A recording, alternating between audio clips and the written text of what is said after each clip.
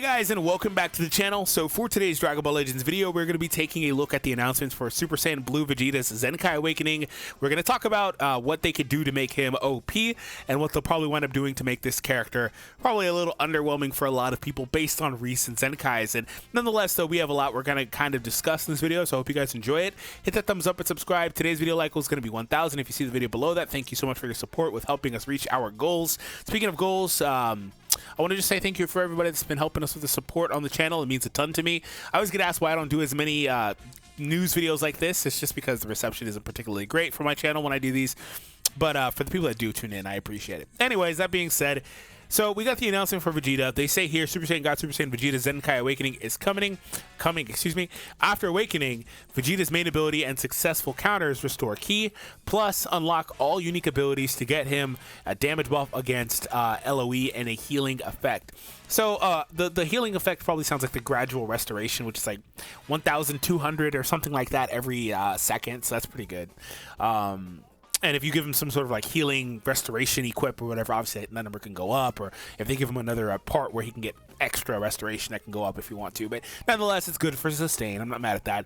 They actually gave him LOE, which isn't bad, but I really wish I would have just gave him Powerful Opponent, because most of those freezes are in Powerful Opponent, but that actually is a lot more broad of a spectrum because you can actually hit other characters like Bojax or whoever. That would be in Powerful Opponent instead. And the reason I say that is because when it came to like, now this is an Ultra character, but like Ultra Super Saiyan 1 Goku, they gave him Powerful Opponent instead of LOE when he damn sure was only fighting against Frieza, right? So it is what it is. But not bad, not bad. It's just, it would have been a lot better. And Vegeta's main ability and successful counters now restore Ki post Zenkai Awakening. So, overall, though, yeah, I guess he needed the Ki here pretty bad. But, okay, like, that kind of, let me just say, that kind of makes me worried that they announced that as part of, like, the draws to him as, like, a perk. Because, like, every character that draws an ultimate, by today's standards, has freaking at least 20 Ki in the main. Like, that, yeah, I don't think you need to tell me that. That should be a given, right? It makes me a little worried. So I want to kind of take you down a brief and recent trip down memory lane for Zenkai Awakenings that have come out, and we're going to kind of, I'll explain why in a moment, but just here are some characters, right? Fusion 13, Great Saiyan 1 and 2 most recently. We got this Trunks that came out just a little bit ago. Again, they're all pretty recent, 2022 Zenkais. This guy came out a couple months back. Again, same here, just before that. This Frieza came out in February, the beginning of February. We had her, who came out a couple of weeks later after Frieza. We had this guy came out right before Frieza. We had her, who came out right before him. So but Zenkais are either every week or every couple of weeks. It kind of just depends what they're doing. Like, these two were back-to-back, and here we have some more back-to-back Zenkai stuff. We actually have, what is this, 3 Zenkais?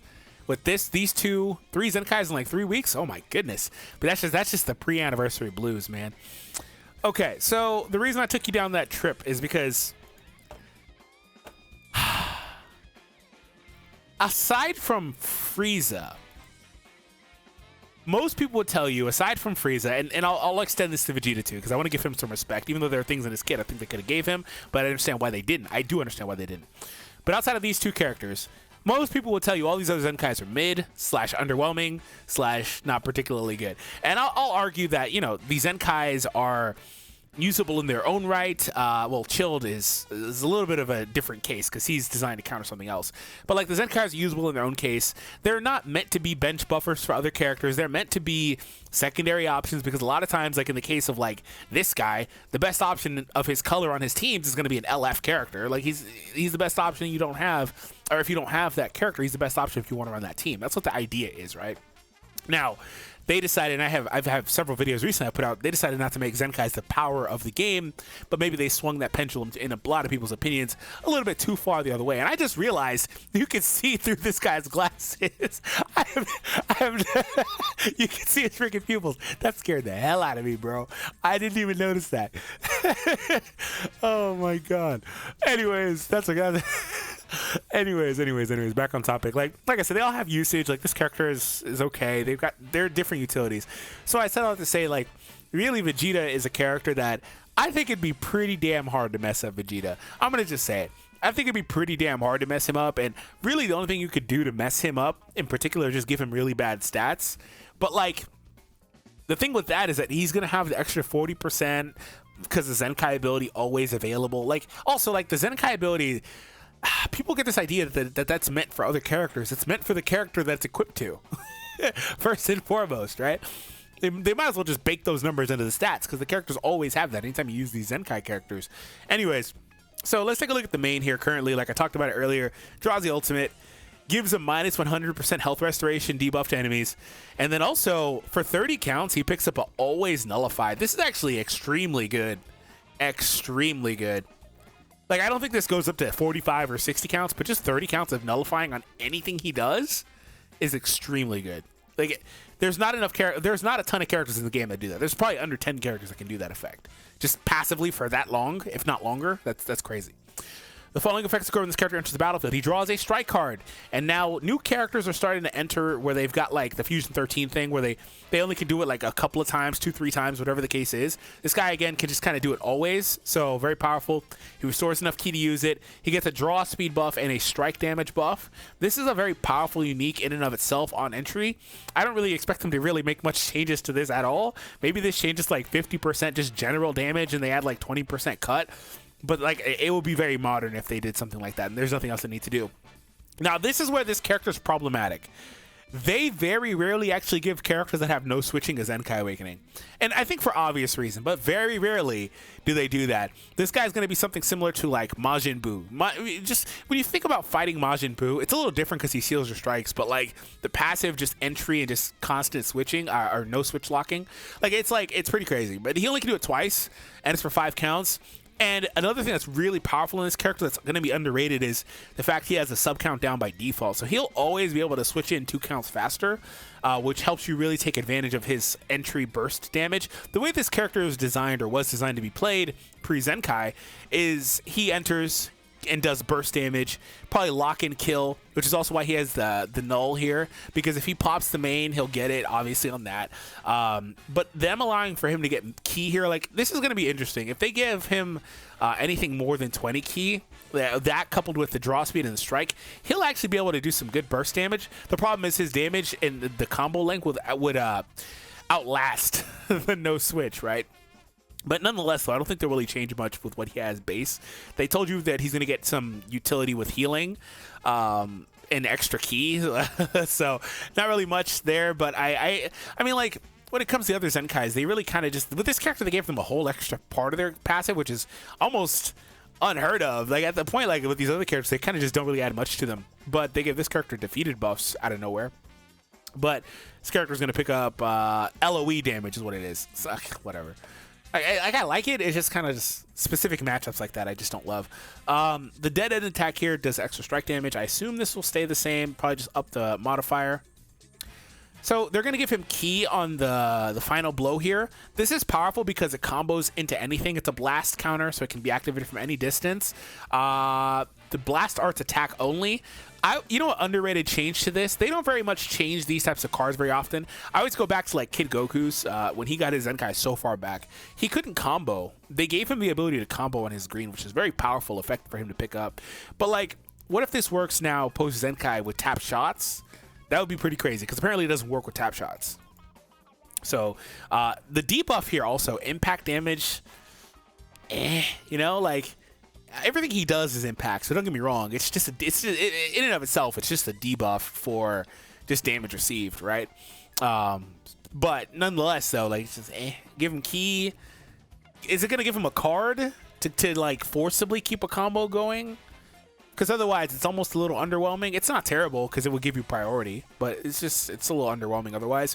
But like I said, though, the main thing I want to just kind of give people as a takeaway is this guy has some really good stuff in his kit. He's got that null of endurance. He has the utility of being an offensive pivot. Very powerful stuff here. Draw speed and card. Very rare you see this combination. Actually, in fact, I have a video on Red Gotenks coming out, and he has this exact same combination. And I talked about how it's extremely rare, and this guy would not have been a character that came to mind when you think about that combination. So also the no switching and the subcat, like these are all very powerful effects. So it's going to be really hard to mess him up. I'm kind of downplaying him a little bit, but he's got a very good baseline. And really typically when it comes to the Zenkais like that'll sustain very well are characters like this guy where they've already got a very solid baseline. So it's extremely hard for them to kind of do anything wrong. Last but not least, He has the ultimate here. It doesn't innately nullify endurance, but again, he picks it up for 30 counts, so you'll probably land it, right? And then he gets the extra ultimate damage based on the number of cards destroyed. Again, I don't think this changes much. Pretty much just the play style for that. Now, I want to kind of end things on the teams. Let's go to Godkey and Vegeta Clan. And one thing you'll notice instantly is that this character is immediately gatekept by one of the better characters in the game. But what I'll say is, the funny thing about this character is since they came out, it seems like everything they've done in terms of releases has been to try to power creep this character with just doing, and also creating characters that can exist in their climate just by creating characters, whether they flopped or not.